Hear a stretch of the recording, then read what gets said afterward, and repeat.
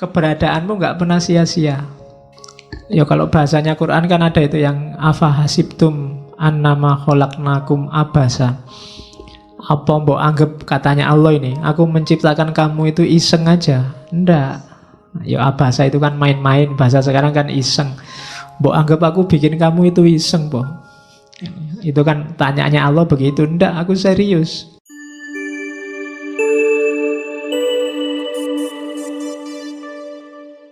Assalamualaikum warahmatullahi wabarakatuh. Bismillahirrahmanirrahim. Alhamdulillahirabbil alamin. Alhamdulillahi nahmaduhu wa nasta'inuhu wa nastaghfiruh wa na'udzu billahi min syururi anfusina wa min sayyiati a'malina may yahdihillahu fala mudhillalah wa may yudlilhu fala hadiyalah. Allahumma sholli wa sallim wa barik ala habibina wa syafi'ina sayyidina wa maulana Muhammadin wa ala alihi wa ashabihi wa ala manittaba'al huda ila yaumil qiyamah. Amma ba'du. Bismillah, mari kita lanjutkan ngaji kita seperti biasa. Malam ini kita lanjutkan jalan-jalan kita di Yunani, ketemu dengan aliran yang satu masa dengan Epikurianisme. Malam ini kita ketemu dengan Stoikisme. Kita mulai. Yang pertama, sebelum masuk ke pikiran, kita awali dari asumsinya. Orang-orang Stoik mengasumsikan bahwa alam semesta itu berjalan dengan pola tertentu. Kita menyebutnya sunnatullah. Prinsip-prinsip rasional, logos. Jadi alam ini berputar tidak kebetulan. Ada polanya, ada patternnya, ada tujuannya. Kamu jadi manusia, dilahirkan, di belakang rumahmu tumbuh pohon kelapa, kucingmu tiba-tiba beranak 3, dan lain sebagainya. Itu bukan sesuatu yang tidak sengaja. Nah, ya kamu lahir kan juga sengaja pasti kan. Kalau nggak sengaja malah ngewatiri. Nggak sengaja pun kok kamu benar-benar lahir, itu pasti dalam rangka grand desainnya alam semesta. Keberadaanmu nggak pernah sia-sia. Ya kalau bahasanya Quran kan ada itu yang afahasibtum annama khalaqnakum abasa. Apa mbok anggap katanya Allah ini, aku menciptakan kamu itu iseng aja? Enggak. Ya abasa itu kan main-main, bahasa sekarang kan iseng. Mbok anggap aku bikin kamu itu iseng, Boh. Itu kan tanyanya Allah begitu. Enggak, aku serius. Kalau bahasanya Stoik, ada logosnya, ada pola rasionalnya, ada tujuan, target, ada desainnya. Gelas itu dibikin semacam itu kan ada polanya, ada logosnya. Orang yang bikin gelas, bayangannya itu nanti diminum manusia, diminum orang. Orang itu mulutnya segitu, tangannya ada di sampingnya, kan bikin gelas ini kan membayangkan itu.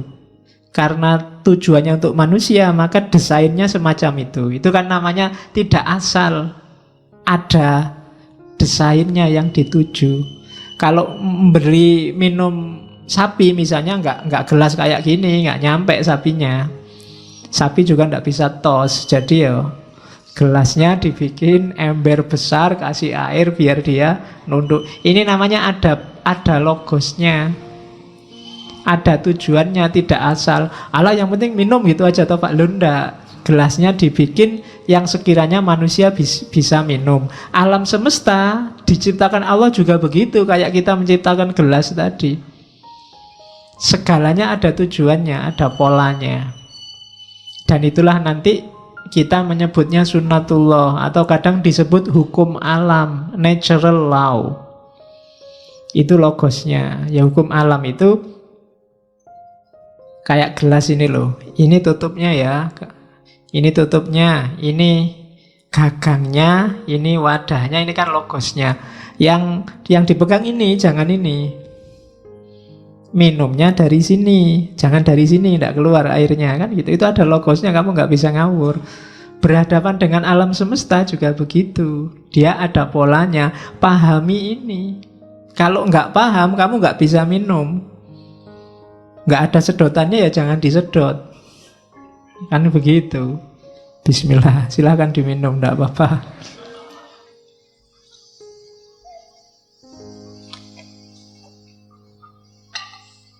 Kalau gelas ini tadi yang bikin manusia, di situ ada logos manusia. Alam semesta ada logosnya Tuhan. Karena dia berasal dari Tuhan. Nanti konsep alam semesta yang dari logosnya Allah ini mirip pikiran tentang panteisme. Jadi dalam diri alam semesta ada kandungan Tuhannya. Agak susah ngomong kandungan. Dalam gelas ini ada bau manusia. Bau dalam tanda petik ya, bukan berarti habis tak sentuh terus mambu aku urung adus. Jadi jejaknya manusia kan kelihatan di situ. Karena yang bikin manusia. Laptop ini kan terasa jejaknya manusia yang bikin. Di sini ada manusia. Kalau kamu tiba-tiba misalnya jalan di tengah hutan, sepi, tidak ada siapa-siapa, nemu laptop, oh ada manusia mesti di sini. Ya kan? Kamu jalan-jalan di Mares misalnya, tiba-tiba nemu jaket, mesti ada manusia di sini. Nggak mungkin bukan manusia. Yang bikin itu jelas coraknya corak manusia. Itu jadi Tuhan ada dalam ciptaannya itu bukan kok terus Tuhannya nongkrong di situ, tapi dia hasil logosnya Tuhan pasti. Bau Tuhannya terasa. Sama kayak laptop ini bau manusianya terasa. Jadi ada pola ketuhanan. Orang kan dalam bahasa tasawuf kan orang menyebutnya tajalli. Jadi corak ketuhanannya terasa. Dalam dirimu itu bau Tuhannya ada. Cuma sering kamu cuekin. Yang keluar bau setan terus. Ya. Ya karena kita lengkap ya, mampu setan ya mampu Tuhan. Jadi Tuhan ada dalam segala sesuatu. Dari situlah nanti ada divine reason. Jadi yang kita menyebutnya hukum alam. Dan ini sifatnya pasti. Sepasti gelas ini. Bahwa ada gagangnya, minumnya dari situ, naruhnya semacam itu. Kalau kebalik naruhnya ya tumpah. Berhadapan dengan gelas ini kan kamu nggak bisa, kita kan bebas Pak, mau tak minum dari bawah kan suka-suka saya, ya minum nanti tidak keluar airnya. Jadi dari situ nanti lahir gagasan bahwa alam ini sudah diciptakan dengan hukumnya, semua tinggal mengikuti hukum ini. Itu yang nanti dalam filsafat namanya fatalistik. Sudah ada polanya, sudah ada blueprintnya, tinggal dijalankan, termasuk manusia. Jadi oleh karena itu, agar desain tadi berjalan, hasilnya sesuai yang kita inginkan, semuanya harus menjalankan perannya masing-masing, termasuk manusia. Ya manusia ya jadilah manusia yang baik. Jangan jadi hewan, jangan jadi tumbuhan, jangan jadi barang, benda. Berpelana sebagai manusia. Tutupnya gelas, ya jadilah tutupnya gelas. Gagangnya juga jadilah gagangnya gelas.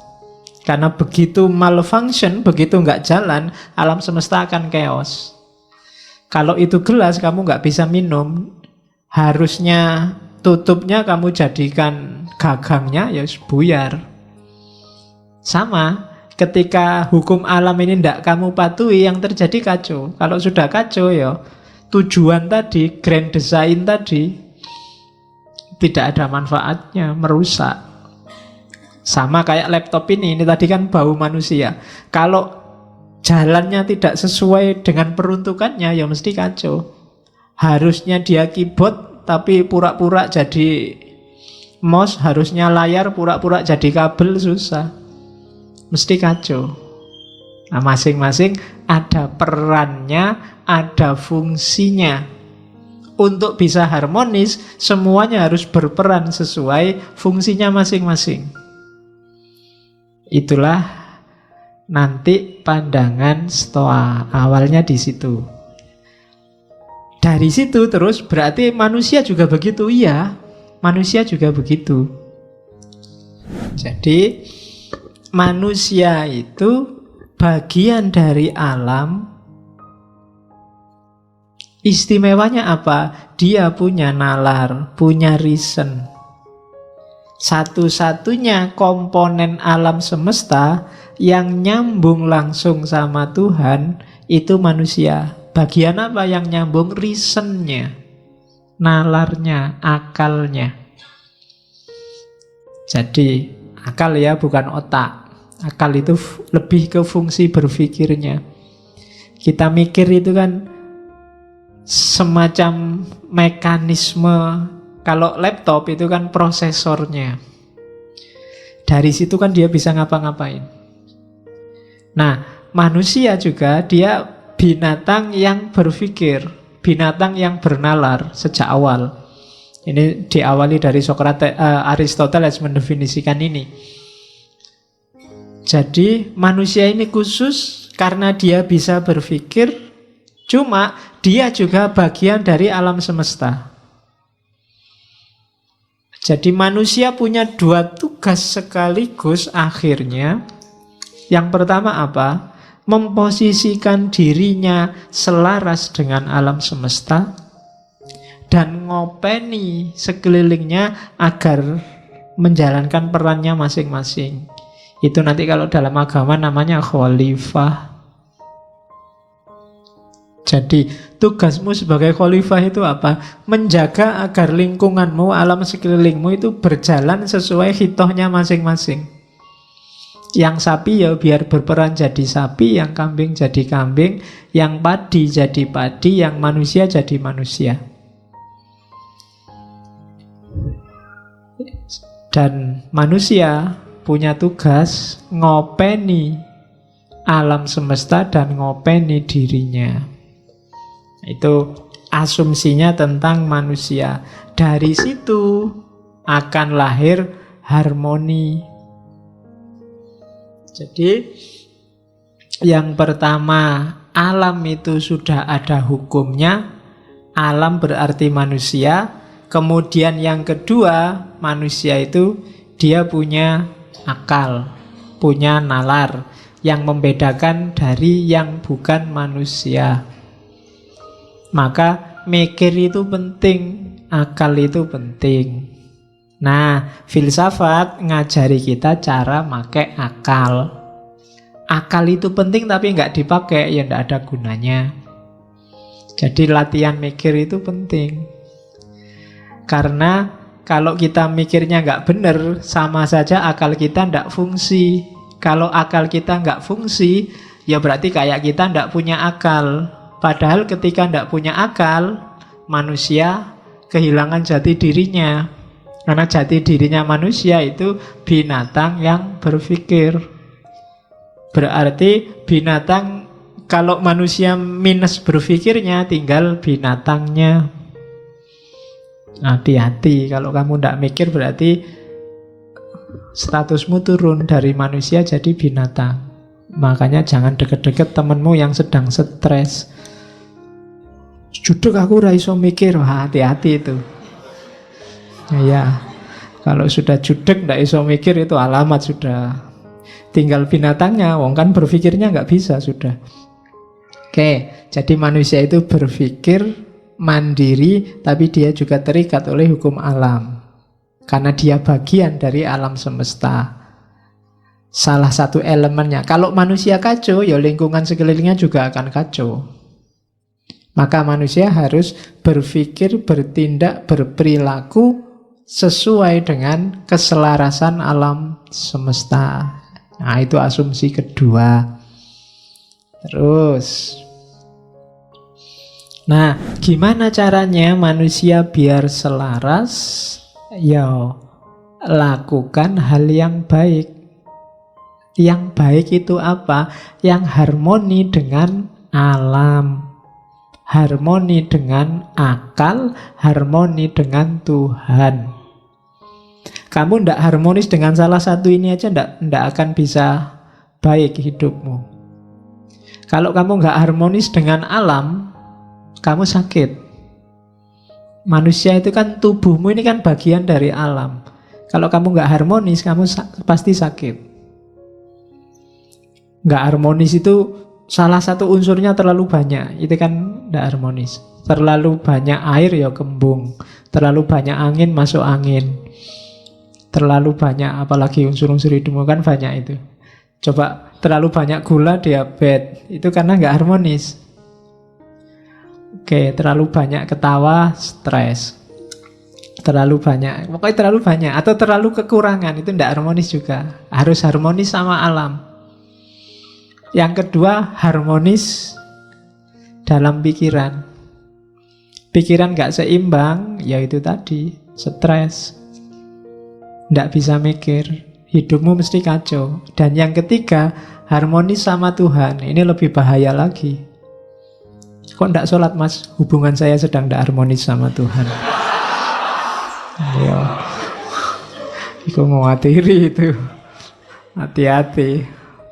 Nah, saya baru bisa ranjang aku sementara. Enggak. Harus harmonis lagi. Kenapa harus harmonis sama Tuhan? Karena alam semesta dan akalmu dan dirimu itu berjalannya, prosedurnya adalah logosnya Tuhan. Ketika kamu tidak harmonis sama Tuhan, itu kayak tadi, komputer kehilangan prosesor. Tidak akan jalan, hidupmu mesti kacau. Tidak ada tujuannya. Kan nanti ada filosofi yang ngomong tujuan itu. Sekarang tariklah tujuan terus-terusan. Haus, minum. Kalau sudah minum, lega. Kalau sudah lega, ngapain? Terus, itu kan filsafat namanya teleologis, mengejar tujuan. Puncaknya tujuan nanti ke Tuhan. Kawin, biar punya anak. Kalau sudah punya anak, ngapain? Kalau sudah itu, terus ngapain? Terus kamu tarik, ketemunya juga logosnya Tuhan nanti. Maka harus harmonis. Hidupmu itu baik kalau harmoni. Jadi harmoni itu porsional dan proporsional. Takarannya pas itu harmoni. Tidak lebih, tidak kurang. Oke. Jadi kalau ingin hidupmu yang baik, yang pertama itu. Yang kedua rumusnya, hidup baik atau tidak baik. Tadi kan kita pakai akal. Yang di luar kontrol kita, itu tidak bisa disebut baik dan tidak baik. Katanya filosof Stoa. Kamu kan tadi pingin harmonis dengan alam, dengan akal, dengan Tuhan. Ketika kamu berusaha untuk harmonis dengan tiga hal ini, ya sejauh yang bisa kamu kontrol. Yang tidak bisa dikontrol, ya tidak masuk hitungan. Pak, saya ingin harmonis dengan planet Mars, Pak. Ya kadoan. Susah. Pak, saya ingin harmonis. Tidak, harmonis itu dengan yang deket-deket, yang terjangkau, yang bisa kamu kontrol. Gimana caranya agar ngaji ini lebih santai? Itu kan bisa di dalam jangkauan kita. Tapi yang di luar jangkauan ya tidak usah dihitung. Kalau dihitung ya wong di luar kontrol kita. Gimana caranya yang di ngaji malam ini masuk surga semua? Wah, itu kita di luar kontrol kita. Bisanya cuma mendoakan. Ya syukur-syukur besok kita bisa ngaji filsafat bareng-bareng di sana. Kalau enggak ya berarti ada yang kececeran itu berarti. Oke. Jadi harmoni tidak harmoni jadi tanggung jawab kita, terkena nilai atas diri kita kalau itu dalam jangkauan kita. Yang di luar jangkauan kita enggak. Misalnya ini tetanggaku kulitnya putih-putih, aku sendiri kok hitam ya, ini harusnya jadi putih. Enggak, itu di luar jangkauanmu. Kulitmu hitam kan kamu nggak minta juga. Kalau bahasanya Ghazali, itu bedanya kholq sama khuluq. Kalau kholq itu paketan dari Allah, kita ya sudah diterima aja. Tapi kalau khuluq itu dari kita. Kholq itu kan rambutmu keriting apa enggak, kulitmu hitam apa enggak, bibirmu kayak gimana, itu kan Allah. Kamu enggak dosa, enggak apa-apa. Tapi kalau khuluq ini hubungannya sama dosa, berada dalam kontrolmu. Makanya enggak usah galau kalau rambutku keriting ya Pak, kulitku kok hitam ya Pak. Nah, kamu enggak dosa, tenang aja, enggak usah galau. Iya. Jadi enggak usah terlalu stres gara-gara kholq. Karena itu di luar jangkauanmu. Tapi sekarang kan bisa diputihkan Pak. Iya. Ya bisa aja. Apa susahnya sih mutihkan, kamu tinggal beli kapur sama. Iya. Ya bagi yang punya uang mungkin berada dalam jangkauannya, mutihkan. Tapi yang nggak punya kayak kita kan di luar jangkauan kita. Jadi nggak usah galau dengan sesuatu yang di luar jangkauanmu. Pak, saya itu ingin menyelamatkan Ahok ya Pak. Gimana caranya? Nggak usah. Di luar jangkauanmu itu nggak usah ndaki-ndaki, nggak nyampe. Wong kamu besok bisa makan apa enggak masih mikir mau menyelamatkan Ahok. Jauh. Jadi ndak, yang di luar kontrolmu ndak. Jadi baik atau buruk itu dalam yang bisa kamu kontrol. Jadi yang pertama tadi rumusnya, baik itu yang harmonis. Yang kedua, baik atau buruk itu yang bisa kamu kontrol. Terus yang ketiga, tadi kan disuruh harmonis. Harmonis dengan alam, harmonis dengan akal, harmonis dengan Tuhan, itu jawabannya satu. Melakukan kebajikan. Kebajikan itu berarti apa? Melakukan hal yang utama. Semua yang baik, semua yang berakhlak, semua yang bajik, itu hasilnya harmoni. Begitu ada yang melakukan yang tidak baik, tidak bajik tadi, lahirnya mesti chaos. Kenapa kok kacau? Karena banyak yang tidak menetapi kebajikan. Begitu ada satu yang tidak jujur, mesti nanti yang bersangkutan dengan dunia ketidakjujuran itu akan kacau. Misalnya saya bohong, harusnya saya masuk, saya tidak masuk, dan aku diem-diem aja, tidak ngomong-ngomong. Itu kan kacau, kamu datang ke sini kosong, kacau. Gara-gara ketidakbajikan satu. Maka harmonis itu akan lahir kalau kita melakukan hal-hal yang bajik, yang baik. Rumus ketiga. Jadi kalau ingin jadi orang baik, yang pertama targetnya kebaikan itu harmoni.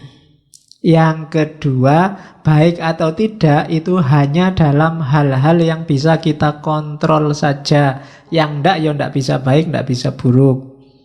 Yang ketiga, harmoni itu akan lahir melalui kebajikan. Enggak mungkin dari hal-hal yang tidak bajik akan lahir harmoni. Dari kecurangan, dari pengkhianatan, dari kebohongan, dari ndak akan. Mesti yang lahir chaos. Kalau sekarang belum, tunggu saja saatnya. Nah, jadi ini katanya Zeno ya. Jadi etikanya Zeno. Kemudian yang keempat, oleh karena itu, akhirnya apa? harmoni itu akan kembali ke kita lagi. Tadi kan kita mewujudkan harmoni lewat jalur kebajikan. Kalau sudah bajik, akan lahir harmoni dalam jiwa kita. Tenang kita. Jadi rumusnya orang hidup itu katanya Zeno, yang pertama wujudkan harmoni dalam hal-hal yang bisa kita jangkau. Jalannya adalah melakukan kebaikan.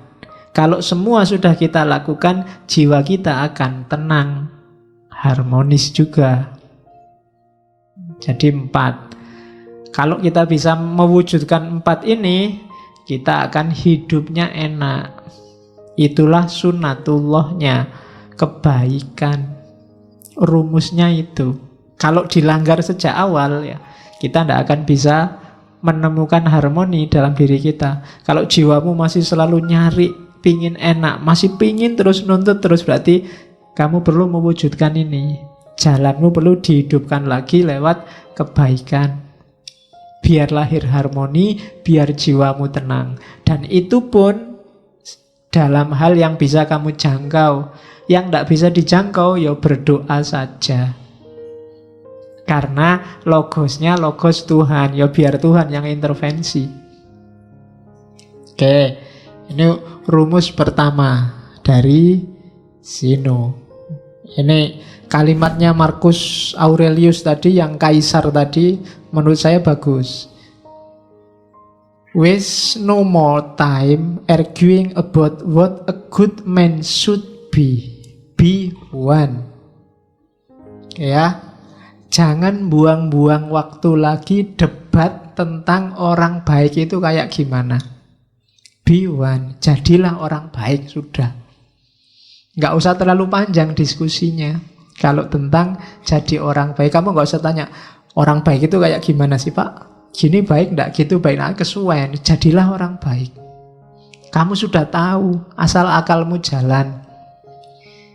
Ya, selama akalmu jernih, kamu akan bisa jadi orang baik tanpa harus panjang-panjang diskusi, katanya Marcus. Jadi waste no more time arguing about what a good man should be. Be one. Wis dadi wong apik. Oke, jadi kalau ada yang tanya, gimana caranya jadi orang baik? Ya jadilah orang baik. Kamu sudah bisa. Masa ada yang tidak bisa jadi orang baik? Bisa. Cuma mungkin kamu tidak mau aja atau malas aja. Pasti bisa. Tidak ada orang yang tidak bisa jadi orang baik asal pikiranmu jernih. Ya kan? Karena di Stoa ini pikiran jernih itu nanti jadi modusnya, mengalahkan segalanya. Terus kelanjutannya tadi, kalau sudah harmonis tadi, baik pikiranmu maupun lingkunganmu, yang terjadi apa? Yang terjadi kebahagiaan. Kamu pasti bahagia. Oke. Nah, tadi kan ada yang loncat sedikit.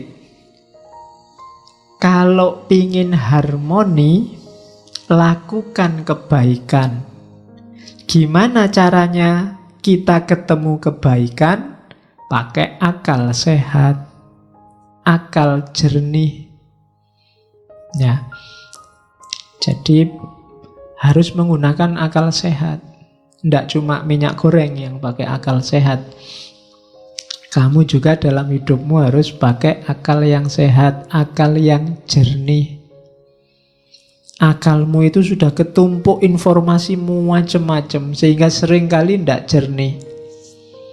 Ada yang pakai kacamata hitam, jadi lihat apa-apa warnanya hitam kabeh. Ada yang pakai kacamata hijau, lihat apa-apa dianggapnya semua warnanya hijau. Ada yang pakai kacamata merah, lihat apa-apa dianggap merah. Wow, merah itu PKI itu jangan-jangan. Itu kan. Karena kacamatanya merah. Ada yang pakai kacamata hitam, wow.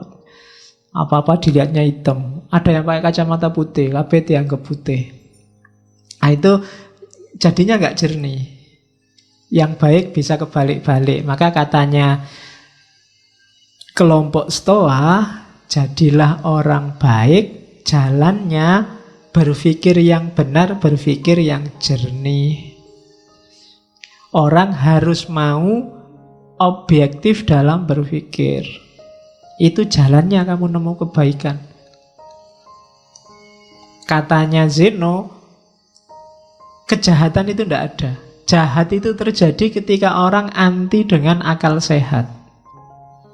Ketika orang menolak berpikir jernih, yang lahir pasti kejahatan. Ketika orang tidak mau berpikir, yang lahir pasti kejelekan. Karena yang bisa menemukan mana baik, mana buruk itu akalmu.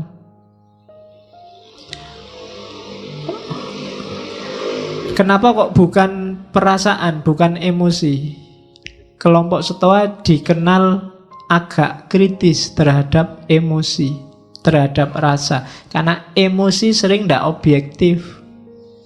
Yang baik bisa jelek karena kecenderungan emosi, atau sebaliknya, yang jelek kelihatan baik karena kecenderungan emosi, rasa. Sejelek apapun mungkin pacarmu, bagi kamu kan paling cantik. Itu rasa.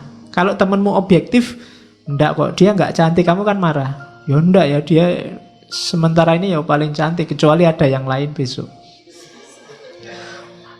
Jadi rasa itu kan cenderung ke yang disukai dan anti dengan yang enggak disukai. Ini enggak jernih. Yang bisa jernih akal. Kalau kamu bilang, kamulah satu-satunya yang tercantik di dunia misalnya. Loh, pas kamu ngomong gitu itu, tenane, coba objektif. Ya enggak sih. Akal itu. Kalau akal disuruh, ya enggak. Di TV-TV yang lebih cantik ya banyak. Ya kan? Kalau akalmu mau jernih ya ora. Cuma kan, ya itu kan untuk PDKT. Jadi, kebahagiaan dalam kebaikan ketemunya dari akal sehat. Maka jagalah baik-baik akalmu biar sehat. Karena itu yang menjamin kamu masih manusia apa bukan. Jaminannya akalmu. Begitu akalmu meleset, ya kemanusiaanmu dipertanyakan. Karena dari situlah lahir kejahatan. Ada orang maling, itu mesti karena mikirnya nggak panjang. Ada orang ngerusak, mikirnya nggak panjang. Ada orang tawuran, mikirnya nggak panjang. Jadi biasakan berpikir agak panjang. Ada cerita bagus dari tradisi Zen. Jadi satu ketika ada guru Zen yang dimintai nasihat seorang prajurit. Guru, saya mau beli kebijaksanaan. Nggak minta ya, beli. Kasih saya kebijaksanaan paling mahal. Akhirnya dikasih. Oke, tapi mahal ini ya. Oke, tak bayar berapapun, dikasih. Katanya guru itu gini, tak kasih kebijaksanaan paling mahal. Sebelum kamu memutuskan sesuatu, majulah 3 langkah dan mundurlah 3 langkah. Baru lakukan keputusanmu. Ini prajuritnya heran. Kayak gini kok mahal apa itu? Iya. Begitu prajurit ini pulang, sampai rumah depan pintu lihat sandalnya orang lain. Istriku sama siapa ini di dalam? Kurang ajar. Begitu buka pintu kamar, bener di kamar ada yang tidur sama istrinya. Meskipun nggak kelihatan wajahnya, dia sudah marah, sudah nyabut pedang ini prajurit. Bunuh aja ini yang sama istriku. Begitu mau bunuh, tadi guru tadi nyuruh aku sebelum memutuskan sesuatu, maju 3 kali, mundur 3 kali. Oke deh, sudah bayar mahal-mahal ya, nggak apa-apa lah. Jadi dia maju 3 langkah, terus mundur 3 langkah karena ada jeda ini. Terus istrinya bangun, yang sama istrinya juga bangun. Lu ngapain kamu kok jalan maju? Ternyata yang sama istrinya ya saudaranya istrinya. Baru dia, selamat, aku tadi maju 3 langkah, mundur 3 langkah. Coba kok langsung brus gitu, wassalam. Ya nasihatnya maksudnya, ya mikir dulu lah, jangan kesusu. Apa-apa itu dipikir, pakai akal sehat. Nanti ketahuan jawabannya, jangan gerusa-gerusu diputuskan. Jadi Boleh kamu, ini nasihat mahal, buat kamu gratis, enggak apa-apa. Jadi kalau mau apa-apa, maju 3 langkah, mundur 3 langkah. Jangan langsung diputuskan. Mau nembak juga gitu. Kalau meskipun sudah di depannya, sebentar, maju 3 langkah, mundur 3 langkah. Ya, lu siapa ngerti pas kamu maju mundur terus pacarnya datang, wah nggak jadi. Untung tadi urung nembak. Kalau sudah nembak malu kan dirimu. Oke, jadi pakailah akal sehat. Katanya Zeno ada 4 biasanya, 4 hal yang merusak. Kenapa dia tidak terlalu suka dengan emosi? Yang pertama apa? Hasrat, keinginan. Keinginan ini biasanya orang itu kalau sudah ingin sesuatu, kejernihan pikirannya agak keruh. Dipertanyakan. Kalau sudah karep itu biasanya sudah tidak jernih lagi. Ketakutan juga begitu. Kalau masih ada yang bikin kamu takut, itu biasanya nggak jernih pikiranmu. Yang kamu pikir gimana caranya selamat gitu dok. Kadang mengorbankan banyak hal. Kesenangan. Kalau sudah seneng, wah, main game bisa 3 hari 3 malam. Ada kan yang begitu, sampai tewas main game, itu kesenangan. Kan kemarin saya baca ada yang sampai tewas main game di warnet sampai 3 hari 3 malam dan meninggal di warnet. Itu kan kesenangan yang merusak. Kadung seneng sama WA, kadung seneng sama Facebook, pokoknya ndak pernah lepas dari tangan. HP dicas aja dipegangi terus ngalang-alai sedang ngapain itu ya. Jadi HP sekarang jadi yang mengendalikanmu. Kayak binatang yang dikasih apa? Ditali itu, yang nali itu ya HPmu itu. Kamu selalu ke situ. Oke, jadi kesenangan. Hati-hati dengan kesenangan. Kesenanganmu apa? Itu kadang-kadang bikin pertimbanganmu nggak jernih. Wis kadung seneng. Nanti boleh kamu tulis di kamarmu besar-besar, hati-hati dengan keinginan, ketakutan, kesenangan, dan rasa sakit. Kalau rasa sakit ini biasanya dihindari. Rasa sakit, rasa nggak enak itu biasanya orang cenderung lari. Itu juga bikin pikiran nggak jernih. Dosen mau ngasih tugas, mau dikasih tugas nggak? Nggak usah pak, karena kamu membayangkan susahnya bikin tugas. Kamu nggak mikir loh, kalau bolak-balik bikin tugas lama-lama kamu terbiasa loh. Punya pengalaman nulis itu luar biasa. Tapi kamu lebih suka menghindar karena membayangkan susahnya bikin tugas. Mau wajib bikin tesis atau tesis bisa diganti bayar saja. Bayar saja pak, mungkin gitu seandainya ditawari. Kenapa? Kamu membayangkan sakitnya bikin tesis. Tidak melihat manfaatnya, kamu hanya menghindari susahnya. Nah itu rasa sakit. Orang biasanya nggak jernih mikirnya. Keinginan, ketakutan, kesenangan, rasa sakit, kamu waspadai. Karena sering bikin pikiranmu nggak jernih. Oke. Jadi gantilah 4 itu dengan berpikir jernih. Keinginanmu itu masuk akal enggak? Ketakutanmu itu masuk akal enggak? Kesenanganmu itu porsinya berapa persen harus dituruti, berapa persen harus dijauhi. Rasa sakit juga begitu. Dari situ kamu akan bisa menjalankan milih yang baik. Kalau sudah, kamu akan bahagia karena hidupmu harmonis, lahir dan batin. Itu rumusnya Stoa. Nah, ini teori self-preservation. Apa ndak boleh pak kita punya hobi, punya kesenangan, ingin kaya, ingin kepuasan tertentu? Boleh. Cuma hati-hati melampiaskannya. Self-preservation itu melestarikan dirinya sendiri. Biar hidupmu enak, hidupmu nyaman, hidupmu bahagia. hakmu untuk makan enak, hakmu untuk tidur nyenyak, hakmu untuk seneng-seneng, ya self-preservation itu. Tapi kayak Epikuros kemarin, jangan sampai kontraproduktif. Maunya seneng-seneng akhirnya susah. Kayak yang minum oplosan itu kan, maunya seneng-seneng, tapi akhirnya wallahu a'lam bishawab, innalillahi. Nah, itu kontraproduktif namanya.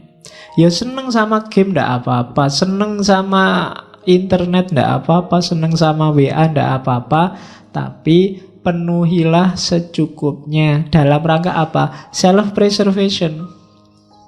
Self-preservation itu melestarikan dirimu biar nggak cepat punah. Loh yo, kalau kamu punah itu kan secara eksistensial maupun secara esensial. Kamu main game terus sekarang, ya mungkin masih hidup, tapi waktumu habis sia-sia. Temanmu sudah ngapain, kamu masih ngapain. Oke, jadi self-preservation. Jaga dirimu, lestarikan dirimu. Kalau ada yang kamu senengi, ya puaskan secukupnya. Kalau ada yang kamu takuti, ya kendalikan secukupnya, dan seterusnya. Biar kamu tetap lestari jadi manusia. Kalau enggak, ya dirimu bisa punah nanti. Kamu yang sejati enggak keluar. Yang keluar kamu yang iseng, kamu yang seneng-seneng, kamu yang bukan aslinya. Karena kamu enggak memberikan sepenuhnya. Suka lihat TV ya enggak apa-apa, ini sekedarnya saja. Jangan pulang dari kampus di depan TV sampai malam cekelani remote. Enggak pindah-pindah. Acaranya enggak enak semua ya enggak apa-apa, diganti channel.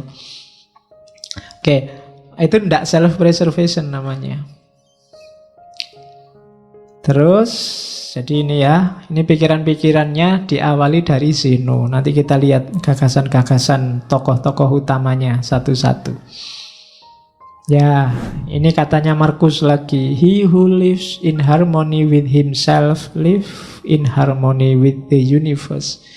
Ia yang hidup harmonis dengan dirinya sendiri akan hidup harmonis dengan alam semesta. Kalau kamu sama dirimu sendiri nggak harmonis, ya kamu nggak mungkin harmonis dengan alam. Kamu sama dirimu sendiri nggak damai.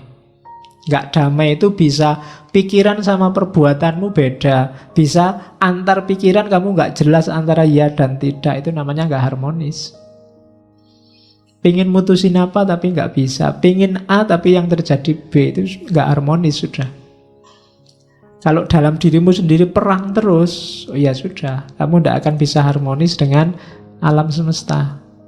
Maka harmonislah. Apalagi sama orang lain, sama dirimu sendiri kamu gegeran terus. Gimana sih aku ini, bikin malu aja. Gimana sih aku ini, kan sering gitu kan. Kok bodoh banget ya aku ini tadi.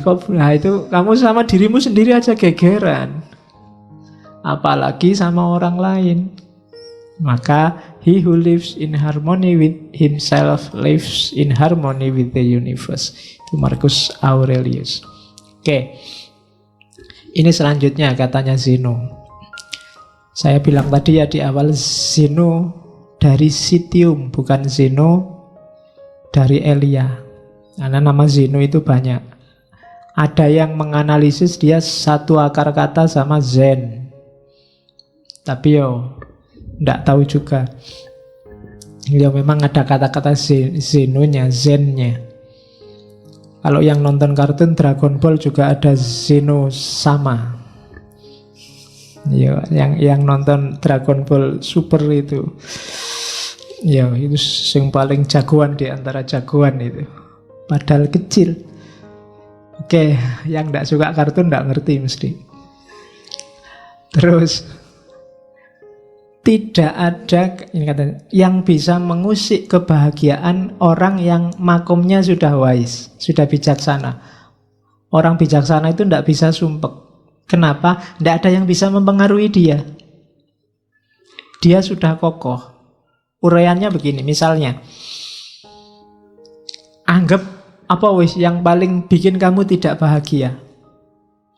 Wah, saya nggak bahagia karena nggak lulus-lulus. Saya nggak bahagia karena, kan banyak itu kamu munculkan di pikiranmu. Terus kamu galau.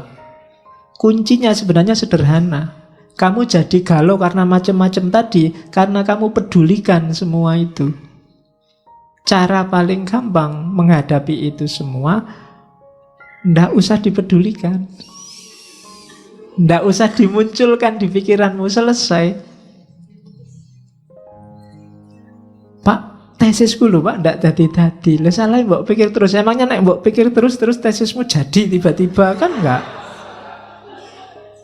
Iya kan? Ya udah dikerjain aja tanpa harus galau. Wah ya memang satu-satunya jalan dikerjain.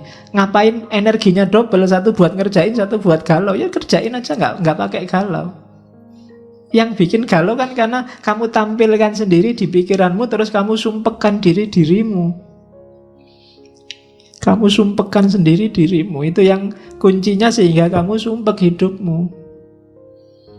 Wah ini ndak bisa Pak, saya mikir nggak ketemu jawabannya. Ya sudah, kalau nggak ketemu ngapain dipikir terus? Wong ndak bisa ketemu jawabannya. Ya sudah, kalau bahasa fikihnya mauquf aja. Kalau ada masalah mauquf, ndak bisa dijawab, selesai. Nggak usah dipikir terus. Wong dipikir jelas-jelas kamu ndak bisa jawab kok. Biarin aja. Nah, jadi kuncinya apa? Biar kamu nggak sumpek, nggak usah dibikin sumpek. Kalau nggak bisa dikerjain, ya nggak usah dikerjain. Kalau bisa, ya kerjain semampumu. Kan cuma itu dok rumusnya. Jadi orang yang bijaksana itu nggak bisa sumpek. Makanya kalau diilustrasikan film-film itu, bagian tokoh yang bijaksana kan mesti senyum terus, nggak pernah merengut, karena nggak ada yang bikin dia sumpek. Nggak bisa ya sudah, memang nggak bisa. Oke, jadi yang bikin kita galau ternyata apa? Ya penilaian kita sendiri. Yang bikin kamu nggak bahagia dirimu sendiri. Cuma itu. Jadi nggak ada yang bisa mengusik kebahagiaan orang yang bijaksana. Orang bijaksana biasanya stabil, tenang, nggak gampang terpengaruh. Karena dia sudah ngerti porsi-porsinya. Oke, terus. Nah, katanya Markus lagi. Reject your sense of injury and the injury itself disappears. Tolaklah rasa sakit itu, dan rasa sakit itu akan hilang. Jangan mau lama-lama sakit. Patah hati misalnya, kasih waktu aja secukupnya. Atau tolaklah. Diputus sih diputus, nggak pakai sakit sih ya biasa aja. Kemarin berdua, sekarang sendiri. Kan cuma itu aja situasinya. Ya. Kalau kamu nggak mau sakit, nggak akan sakit. Hanya kamu mau sakit sih. Akhirnya dipikir-pikir sendiri, dibikin-bikin puisi sedih sendiri, dibikin terus. Jadi terus kamu sumpek sendiri. Jadi tolak aja rasa sakit itu. Habis dimarahi dosen, sakit hatiku. Lah ngapain?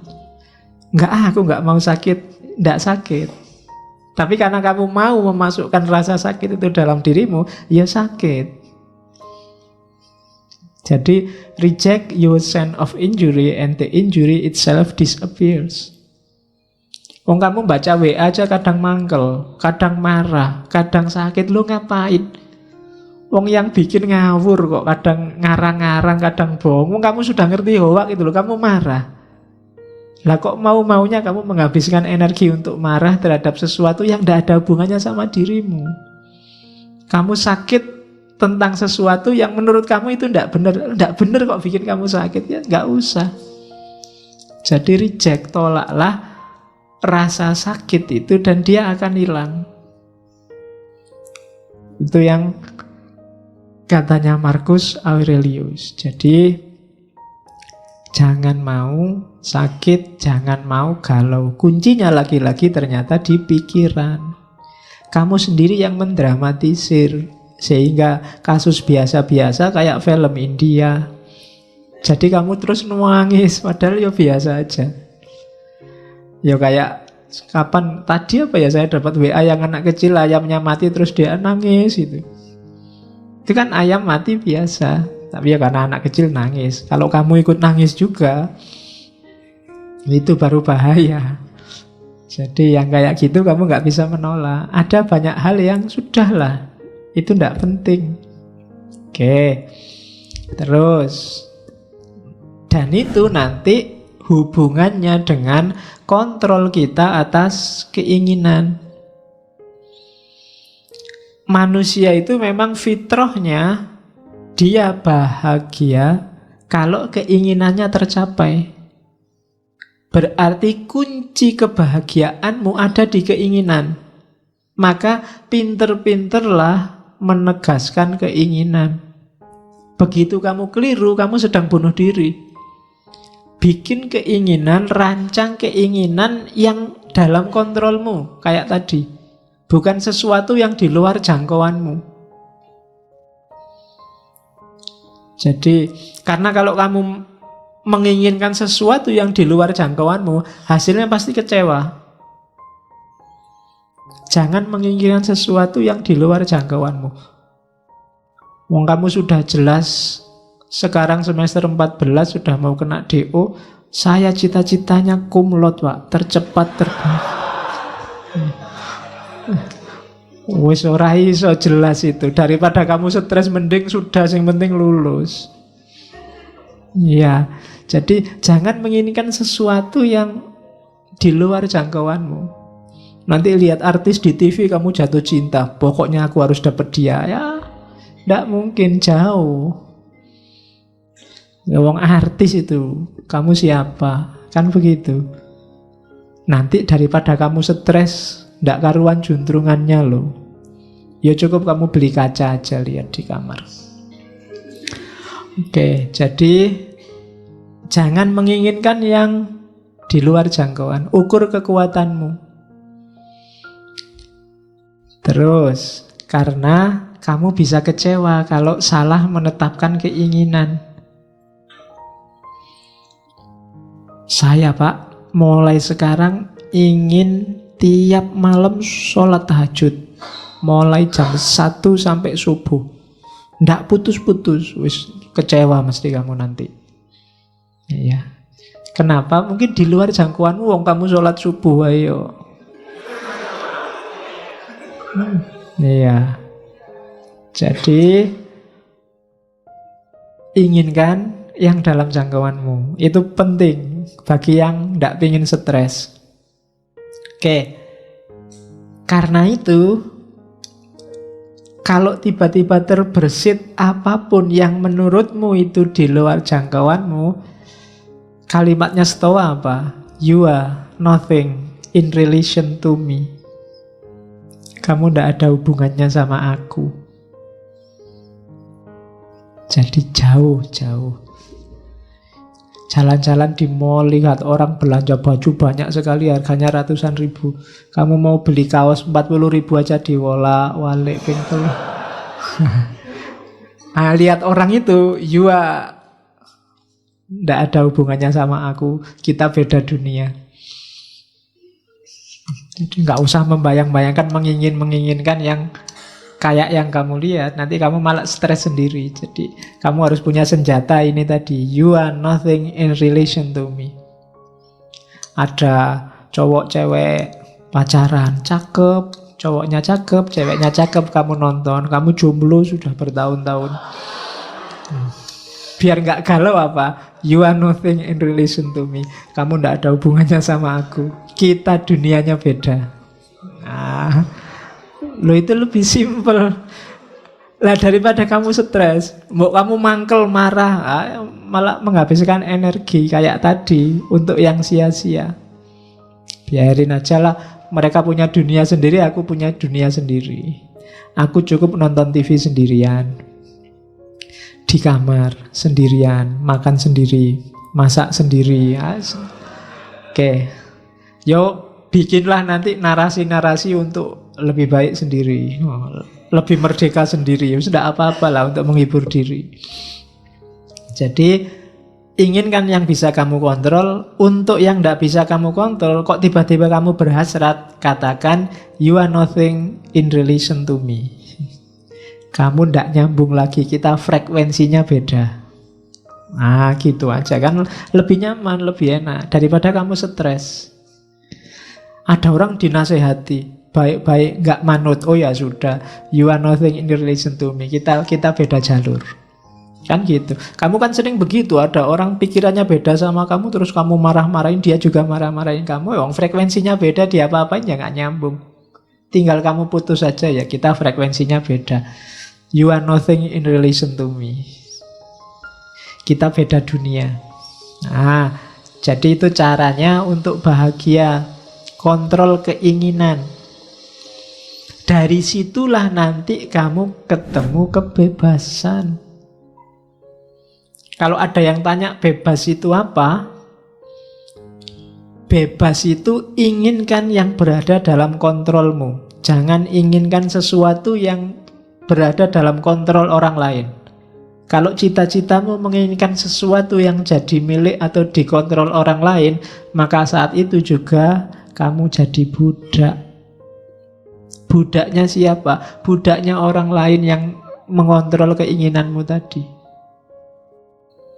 Kalau cita-citamu misalnya jadi PNS dan menurutmu di luar kontrolmu, maka kamu akan jadi budak orang yang mengontrol penerimaan PNS. Kalau cita-citamu ndak jomblo lagi, punya pasangan, padahal di luar kontrolmu, kamu akan dikontrol orang yang bisa ngasih kamu pasangan atau menjanjikanmu jadi pasangannya. Ya kan? Kalau cita-citamu harta, padahal itu belum waktunya dan di luar kontrolmu, maka kamu akan jadi budak orang yang bisa memberikanmu harta.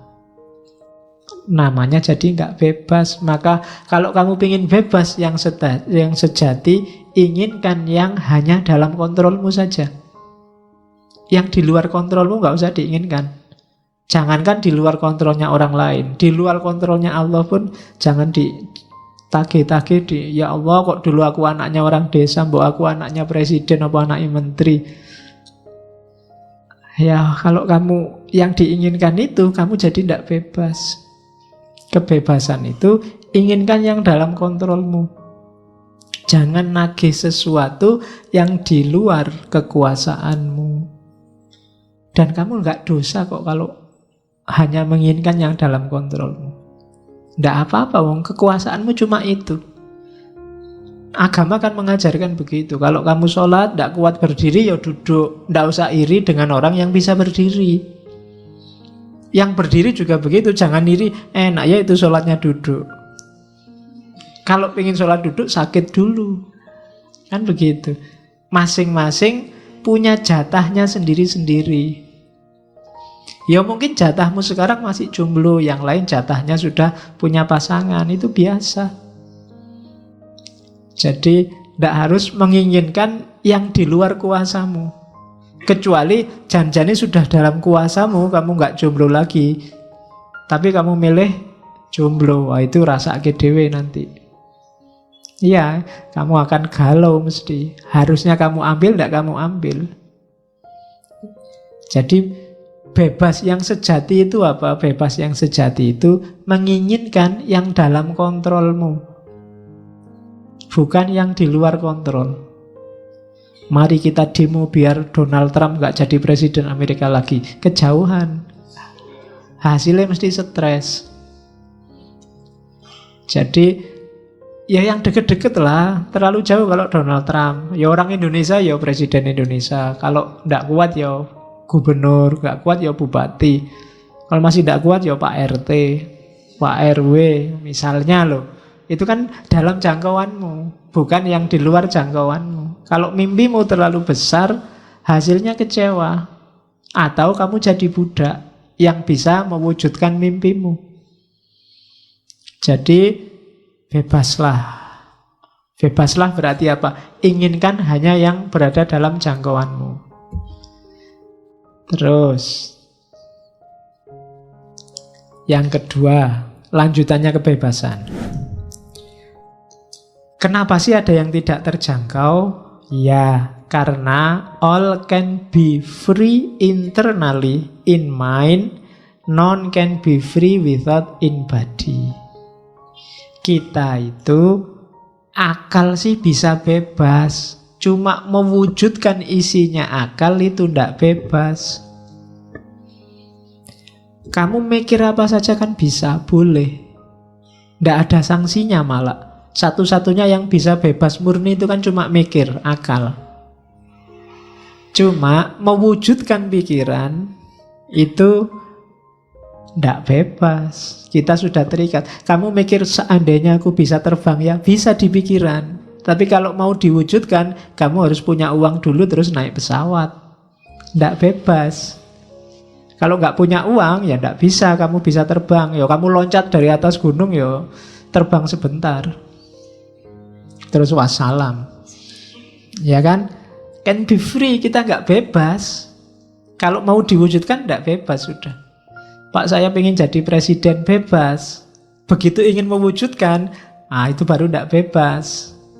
Macem-macem sudah halangannya, nggak sesederhana mikir. Makanya dulu pernah saya bilang, kebebasan yang sejati bisa dalam pikiran. Dalam hidup sehari-hari, halangannya banyak. Macem-macem, in body.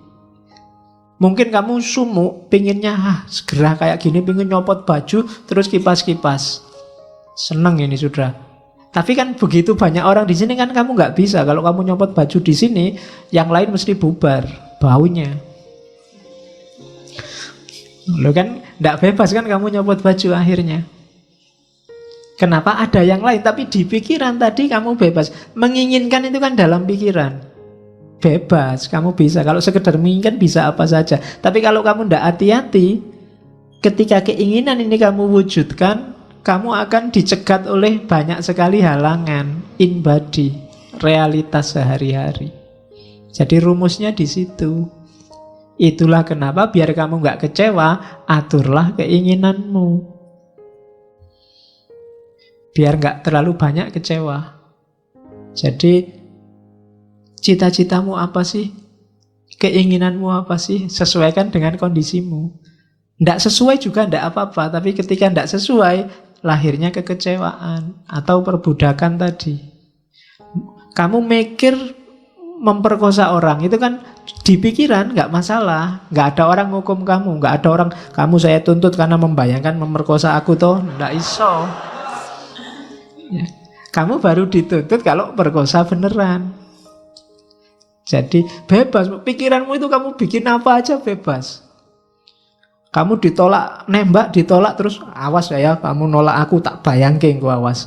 Lalu bayangke itu kan bebas di pikiran. Nggak ada orang bisa nyegat kamu bayangke sopo, itu kan nggak bisa. Sekarang kan kadang nggak cuma bayangkan, gambarkan, gambar pakai Photoshop itu. Bisa kayak gitu kan. Cuma ketika sudah masuk Photoshop, itu sudah halangannya banyak. In body kamu bisa dipenjara kalau gambar aneh-aneh. Itu sudah in body. Kalau in mind, bebas. Murni masih ada di pikiran, itu bebas. Nggak ada orang dituntut, nggak ada orang dimarahi. Pak, saya membayangkan seandainya saya jadi wali, Pak. Nah itu kan orang, ya ora apa-apa, mikir tok ya ora apa-apa, cuma di pikiran. Tapi kalau mau diwujudkan, halangannya banyak.